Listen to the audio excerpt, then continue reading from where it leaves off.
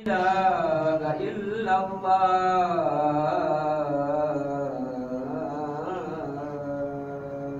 الحمد لله رب العالمين، وأفضل الصلاة وأتم التسليم على سيدنا محمد وعلى آله وصحبه أجمعين. أما بعد، فيا عباد الله،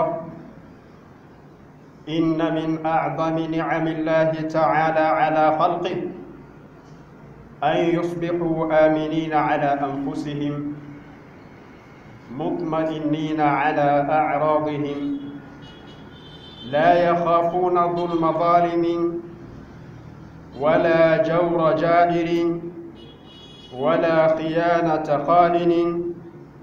وقد أشار سيدنا رسول الله صلى الله عليه وسلم إلى أن من اجتمع له الأمن في وطنه والصحة في بدنه مع وجود قوت يومه فقد جمعت له الدنيا. أما بعد، فيا عباد الله، أولا أوصيكم ونفسي بتقوى الله عز وجل، واعلموا أن الفوز للمتقين. أيني وجه الله، ama baada ya kumshukuru Allah subhanahu wa ta'ala na kumtakia ziada za rahma na amani kiongozi wetu wa umma bwana mtume Muhammadin sallallahu alayhi wasallam, awali ya yote nachukua fursa hii kuwahusia ndugu zangu katika imani sambamba na kuihusia nafsi yangu katika jambo adhim, jambo la kumcha Allah subhanahu wa ta'ala. Ndugu zangu katika imani, ama nikiingia katika maudhui ya khutba yangu ya leo, khutba itazungumzia umuhimu wa amani katika maisha ya mwanadamu, ahamiyatul amni fi hayati al-insan, umuhimu wa amani katika maisha ya mwanadamu. Ndugu zangu katika imani, lazima tutambue ya kwamba katika maisha yetu ya dunia, ili tuishi vizuri, lazima kupatikane kitu kinachoitwa amani. Amani ndiyo msingi mkubwa wa maisha ya mwanadamu. Leo ukiona mtu anaamka asubuhi anaenda katika shughuli zake, ni kwa sababu amani ipo. Ukiona mtu anaamka asubuhi anaenda kufungua duka lake, ni kwa sababu amani ipo. Wanafunzi wanatoka majumbani kwao kwenda mashuleni, ni kwa sababu amani ipo. Kwa hiyo leo nitawakumbusha pamoja na nafsi yangu umuhimu wa amani katika maisha ya mwanadamu. Ndugu zangu katika imani, siku zote ukiwa una neema fulani, yawezekana ukawa hautambui thamani ya ile neema mpaka ikuondokee, ndipo utaweza kutambua thamani ya ile neema. Ukitaka kujua hilo, muulize mtu ambaye yeye alikuwa anaona, lakini Allah subhanahu wa ta'ala akampa mtihani, akamuondoshea macho yake. Hebu kaa naye faragha, umuulize, ndugu yangu, vipi neema ya macho? Atakwambia neema ya macho ni neema kubwa sana. Neema ya macho ni neema nzito sana. Kwa sababu gani? Alikuwa nayo ile neema, alafu imemuondokea, sasa hanayo tena ile neema, ndipo anatambua thamani ya neema ya macho.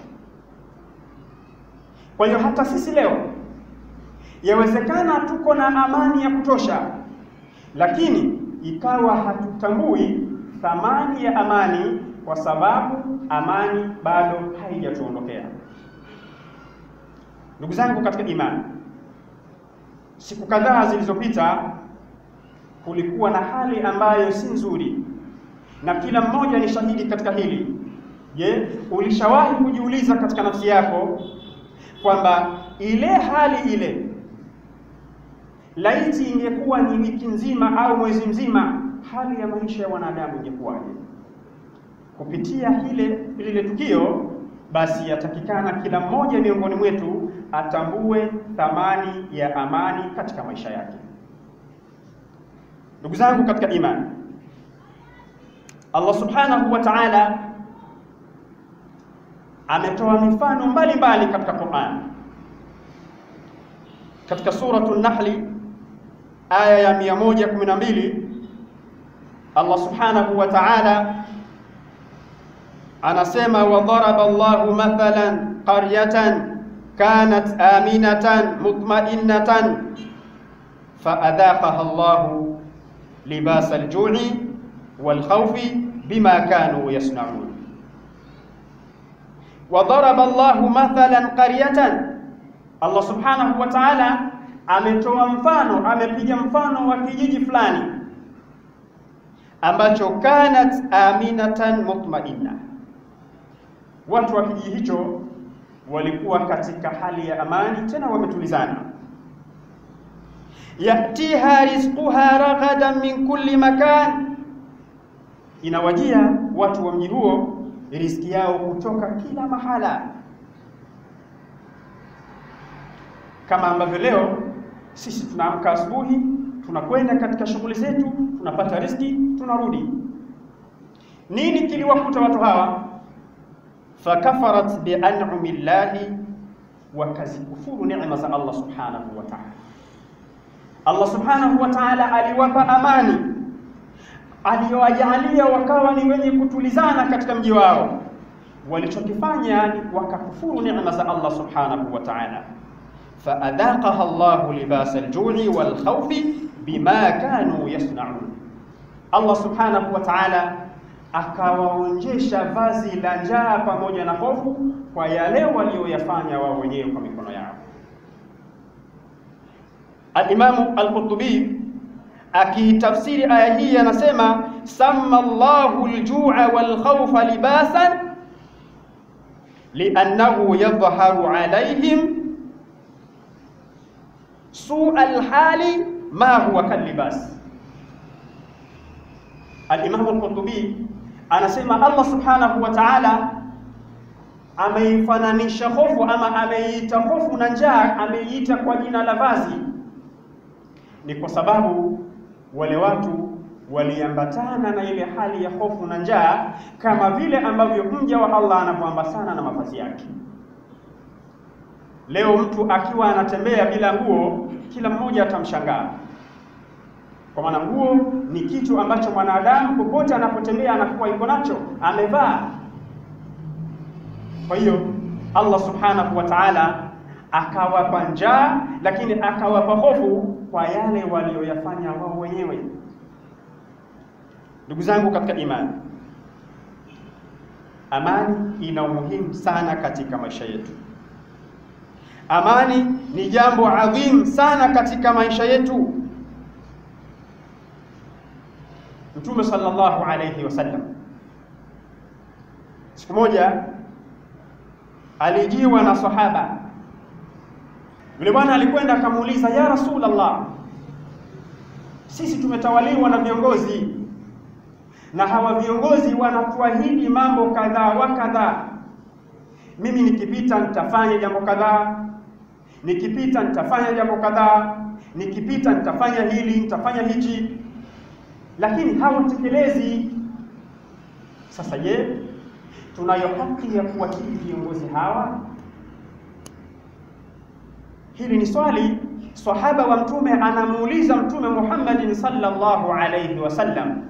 Sasa sikiza majibu ya bwana Mtume Muhammad sallallahu alayhi wasallam. Mtume anamwambia,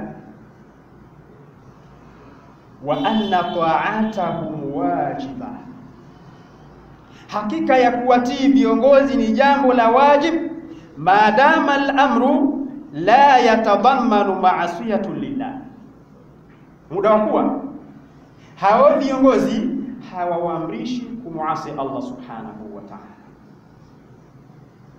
Unapata nini katika hadithi hii? Jawabu unalolipata katika hadithi hii ni kwamba Muislamu hana haja ya kwenda kuandamana. Muislamu hahitaji maandamano, bali Muislamu anafuata kitabu na sunna. Allah anasemaje? Mtume anasema. Ama suala la haki, kwanza jitizame kwanza wewe nafsi yako imeshikamana vipi na Allah subhanahu wa ta'ala. Lakini pia swala la haki si jukumu lako wewe kudai haki kwa kutumia nguvu wala kwa kutumia maandamano, bali ni yule kiongozi ambaye aliahidi jambo kadhaa, aliahidi jambo fulani na ikawa hakutekeleza, hilo sio jukumu lako. Ni kati yake yeye na Mola wake Allah subhanahu wa ta'ala, ndiye atajua namna gani ya hukumu. Lakini si Muislamu kuingia barabarani kwenda kuandamana, la hasha wa kalla.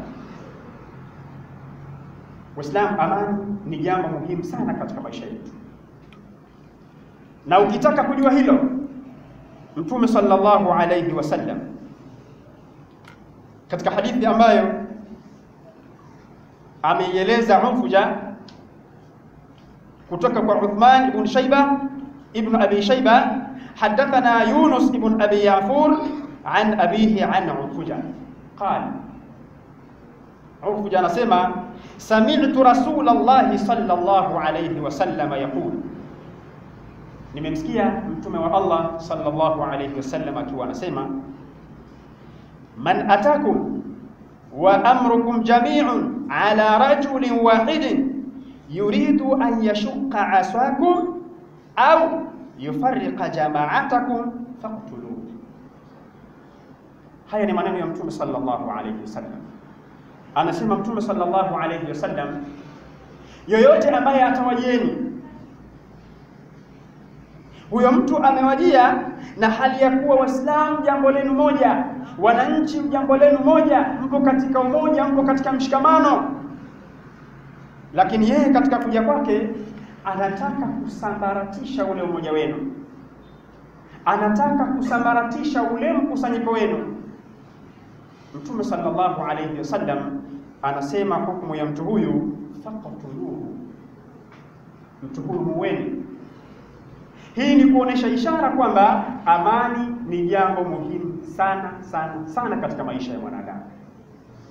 Ndugu zangu katika imani, tumuombeni Allah tabaraka wa taala atujalie min alladhina yastami'una alqawla fayattabi'una ahsana. Wallahu tabaraka wa taala yaqul wa biqawlihi yahtadi almuhtadun fa idha quri'a alquran fastami'u lahu wa ansitu la'allakum turhamun. وقال عز من قائل عليم فإذا قرأت القرآن فاستعذ بالله من الشيطان الرجيم. أعوذ بالله من الشيطان الرجيم.